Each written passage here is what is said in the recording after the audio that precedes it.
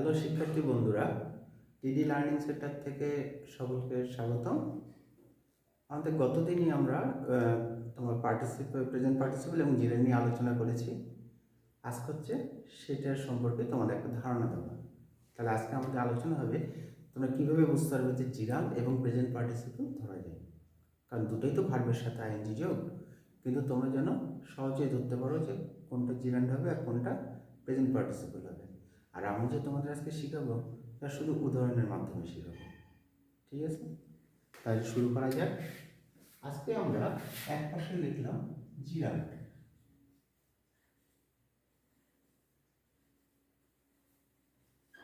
আর এই পাশে লিখলাম present participle.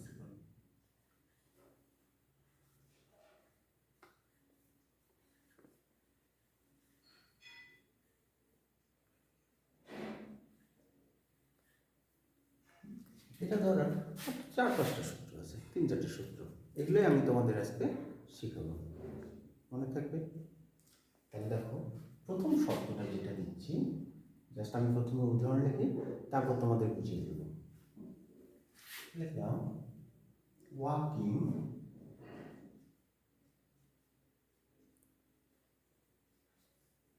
is a good exercise.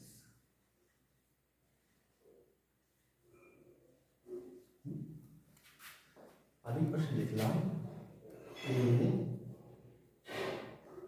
rolling stone gathers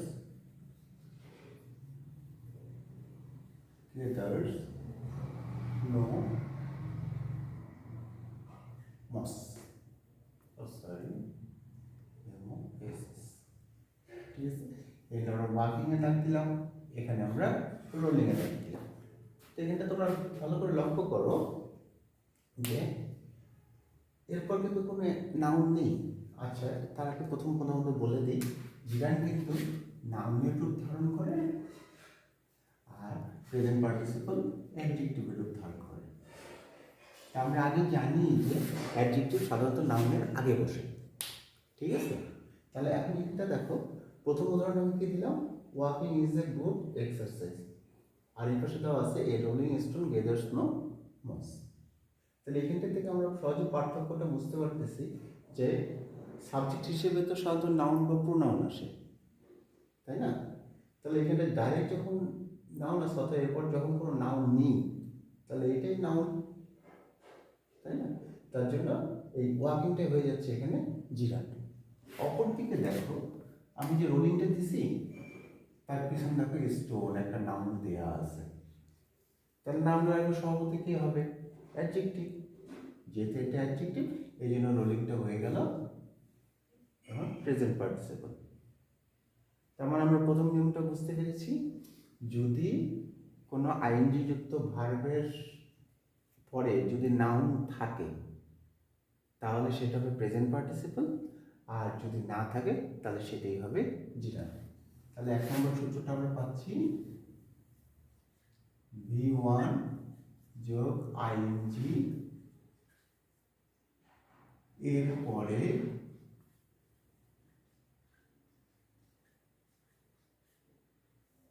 noun থাকলে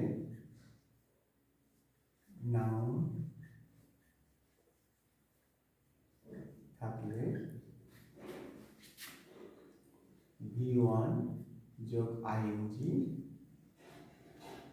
হবে প্রেজেন্ট পার্টিসিপল।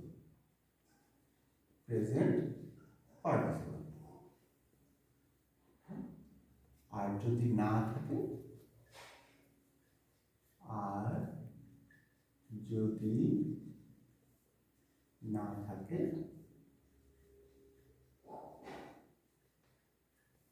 তাহলে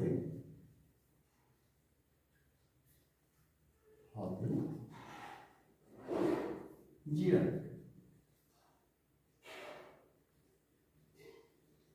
তাহলে প্রথম নিয়ম সবার পরিষ্কার, তোমরা লিখে নিতে পারো।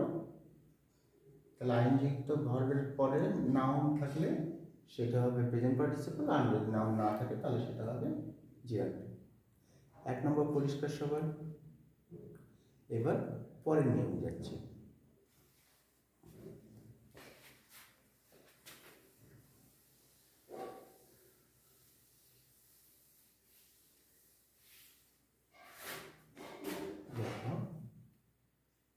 প্রথমটা বলছি,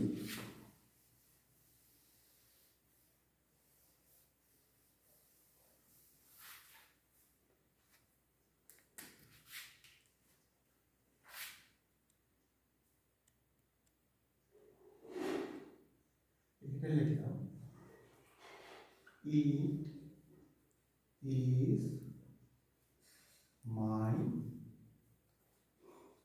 reading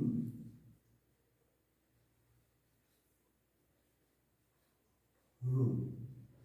ঠিক আছে, এখানে একটা আইএনজি যোগ আছে। আর আরেকটা লিখলাম do not get into a running field। এখানে দেখো রানিং আছে। এখন দেখো, তোমরা তো বলতে পারো যে এখানে তো রিডিং এর পর রুম আছে, তাই না? তাহলে তো রুমটা নাউন হিসেবে এটা অ্যাডজেক্টিভ হওয়ার কথা, আর এটা গতানুগতিকভাবে তো অ্যাডজেক্টিভ হচ্ছে, অর্থাৎ প্রেজেন্ট পার্টিসিপল হচ্ছে। ঠিক আছে, কিন্তু এটাকে তো তোমরা বলতে পারো যে প্রেজেন্ট পার্টিসিপল। অনেক ধরনের প্রশ্ন আসতেই পারে, সেই ক্ষেত্রে তোমরা লক্ষ্য করবে যে বাংলা করার সময় যদি র বা এর শব্দ আসে তাহলে সেই ক্ষেত্রে তোমাকে ওই আইএনজি যুক্ত ভার্বটাকে কিন্তু জিরান্ডি ধরতে হবে। আর যদি র বা এর শব্দযুক্ত যদি না আসে, এমন করে নয়তো থাকতে পারে, এরকম ধরনের যদি শব্দ থাকে তাহলে তোমরা ধরে নিবা যে এটা হচ্ছে প্রেজেন্ট পার্টিসিপল। যেমন দেখো, it is my reading room মানে কি? এটা আমার পড়ার ঘর, পড়ার ঘর। দেখো তো র শব্দটা আসছে না, এই জন্য এখানে রিডিংটা হবে জিরান্ট, কারণ রিডিং সব রুমের সাথে পুরোপুরি নির্ভর করতেছে। অথচ রানিং ট্রেনে দেখো, এটার মানে কিন্তু চলার ট্রেন হবে না, এটা হবে চলন্ত ট্রেন। চলন্ত ট্রেন হচ্ছে না, দেখো এখানটায় অর্থোডক্সি চলন্ত ট্রেন, তাই না? এখানে দেখো অন্ত কথাটা আসতেছে না, নয়টা আসতেছে না, তখন এটাই হয়ে যাবে কিন্তু প্রেজেন্ট পার্টিসিপল। তা তোমরা মনে রাখবা, র যদি আসে তাহলে তোমরা জিরান ধরবা, আর যদি র না আসে তাহলে সেটা হবে প্রেজেন্ট পার্টিসিপল। তাহলে আমরা 2 নম্বর সূত্রটা লিখতে পারি, বাংলায়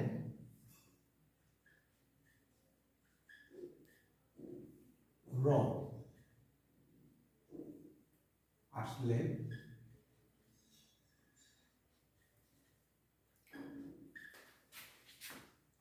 তা হবে জিরান এবং নয়তো আসলে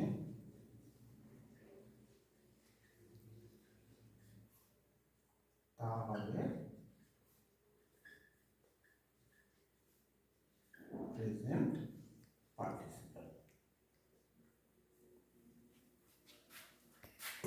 তাহলে দুটো নিয়ম বুঝে গিয়েছে। এবার এখন আসতেছি 3 নম্বরে। 3 নম্বর সূত্রটা হচ্ছে, যেমন প্রথম উদাহরণটা দিয়ে নিই, তারপর তোমাদের বোঝাচ্ছি। He is fond of playing cricket।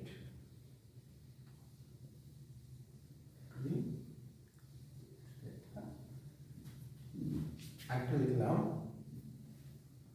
He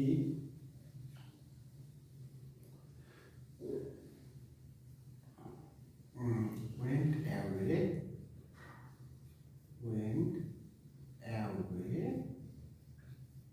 dancing, দুটাতে দেখো আইএনজি যোগ আছে। এখানটা তোমরা জিনিস লক্ষ্য করবা, এটা লক্ষ্য করার বিষয়টা হচ্ছে একটা হচ্ছে অফ, একটা হচ্ছে অ্যাওয়ে, ঠিক আছে? এই দুটো জিনিস তোমাদের লক্ষ্য করার বিষয়। আমি বলি, যদি ভার্বের পরে যদি তুমি কোনো রকম প্রিপোজিশন পাও, তাহলে সেটা কিন্তু প্রিপোজিশন হয় না, সেটা অ্যাকচুয়ালি হয়ে যায় অ্যাডভার্ব, তাই না? এটা মনে রাখবে। আর যদি এমনি কোনো নাউন প্রোনাউন বা অ্যাডজেক্টিভ এগুলোর পর যদি তুমি কোনো প্রিপোজিশন পাও, সেটা কিন্তু অ্যাকচুয়ালি প্রিপোজিশন। এটা তোমরা ভালো করে লক্ষ্য করবে যে ভার্বের পরে থাকলে সেটা হবে অ্যাডভার্ব। তাহলে এই হিসেবে আমরা তাহলে কি পাচ্ছি? 3 নম্বর সূত্রটা হচ্ছে প্রিপোজিশনের পরে প্রিপোজিশন এর পরে জিরান বসে, জিরান বসে এবং অ্যাডভার্ব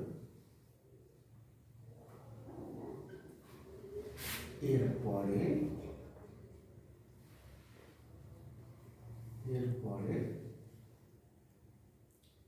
প্রেজেন্ট পার্টিসিপল বসে। বুঝে গেছে?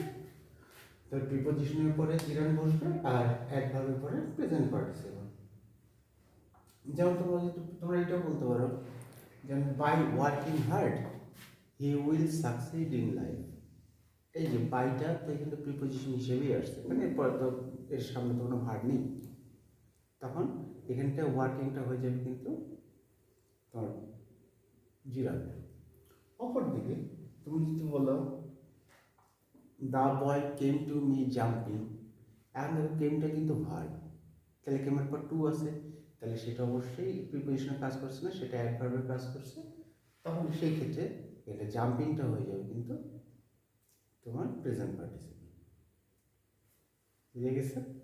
তাহলে প্রিপোজিশনের পরে ভার্ব, যদি আইনযুক্ত ভার্ব থাকে তাহলে সেটা হবে জিরা, আর যদি অ্যাডভার্বের পরে যদি কোনো আইনযুক্ত ভার্ব থাকে তাহলে সেটাই হয়ে যাবে প্রেজেন্ট পার্টিসিপল। আজকের শেষ নিয়ম,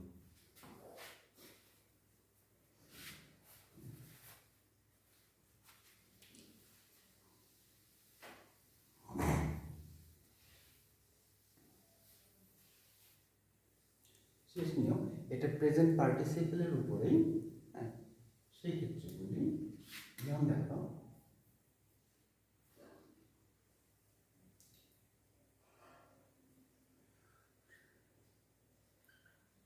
দিস, এটা কিন্তু চিরান্ডের নিয়ম কিন্তু শেষ, এখন জাস্ট প্রেজেন্ট পার্টিসিপল আসছে। This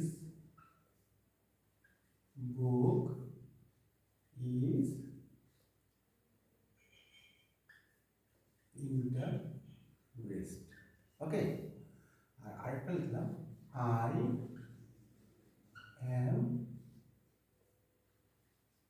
interest. এই দুটো জিনিস কিন্তু তোমার প্রেজেন্ট পার্টিসিপল এবং পাস্ট পার্টিসিপলের মধ্যে সম্পর্ক। হ্যাঁ, জিরান্ডের নিয়ম না, এখন যা শুধু প্রেজেন্ট পার্টিসিপল পাস্ট পার্টিসিপল। এখানে একটা জিনিস বলি, তোমরা লক্ষ্য করবে, যদি কোনো বস্তু হয়, বস্তুগুলো কিন্তু আইনযুক্ত ভার্বটা হয়, আর যদি কোনো ব্যক্তি হয় বা প্রাণী হয় তারপর কিন্তু ভার্বের পাস্ট পার্টিসিপল হয়। তাহলে বস্তুর পরে ভার্বটা কী করবো, সেটা প্রেজেন্ট পার্টিসিপল, আর যদি ব্যক্তির পরে কোনো ভার্ব থাকে তাহলে সেটা হবে কিন্তু পাস্ট পার্টিসিপল। তাহলে দিস বুক ইজ কি হবে, ইন্টারেস্টিং, ইন্টারেস্টিং, আর এটা তাহলে হয়ে যাবে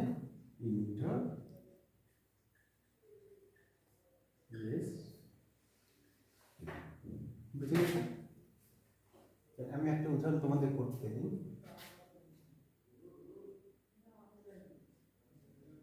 দিস ফিল্ম ইজ বোর্ড।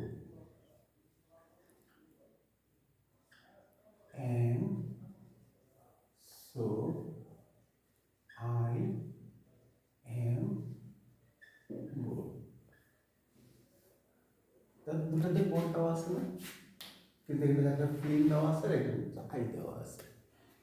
তা দিস ফিল্মটা কি, এটা হচ্ছে বস্তু, যার জন্য এটা হয়ে যাবে বোরিং। যদি ব্যক্তি, তাহলে এটা হয়ে যাবে বোর্ড। বুঝে গেছে? এটা আসলে একটা পাস্ট পার্টিসিপেল নিয়ম শেখানো। তাহলে আমরা সহজে আজকে বুঝতে পারলাম জিরাল এবং প্রেজেন্ট পার্টিসিপেল কখন কোথায় বসবে। আশা করি তোমরা মনে ভালোভাবে বুঝতে পেরেছ। কারো যদি কোনো প্রশ্ন থাকে তোমরা অবশ্যই কমেন্ট করে আমাকে জানাবে, আমি চেষ্টা করব এর যথার্থ উত্তর দিয়ে দেওয়ার জন্য। ঠিক আছে? তাহলে আজ এতটুকুই থাক। ধন্যবাদ তোমাদের।